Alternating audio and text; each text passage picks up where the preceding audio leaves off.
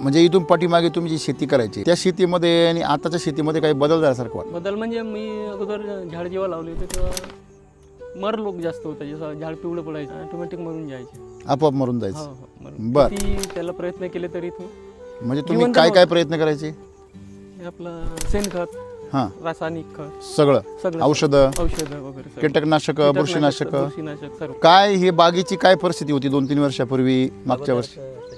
हा, असं वाटे आम्हाला काढून फेकून द्यायचे बा. तुम्हाला असं वाटे हो. काढून फेकून द्यावी? हो हो काढून. का? गरणं गळून जायचं? सेटिंग नव्हती होत मालाची बरोबर. पहिलं सेटिंगच होत नव्हती? हा कमी होत. म्हणजे अशी सेटिंग होत नव्हती? सेटिंग न झाल्यामुळे आम्ही आंबे टाकले. काही अच्छा, म्हणजे तुम्ही मधून मधून जे आंबे लावले ते यांच्या- याच्यावर भरोसा नाही राहिला म्हणून? भरोसा नाही होता म्हणून की आम्हाला काढून फेकायचे आहे बा आणि आंबा लावायचे आहे पूर्ण. 2-3 वर्षात आपलं हे सेटिंग जमलं. हां, मग आमचं मन वळलं. पण हे झालं. म्हणजे तुम्ही हे जे काही बघताय सगळं माल आणि हे फुटवे, तर हे पूर्वी नव्हते असे. पूर्वी झाड वाळून जायचं.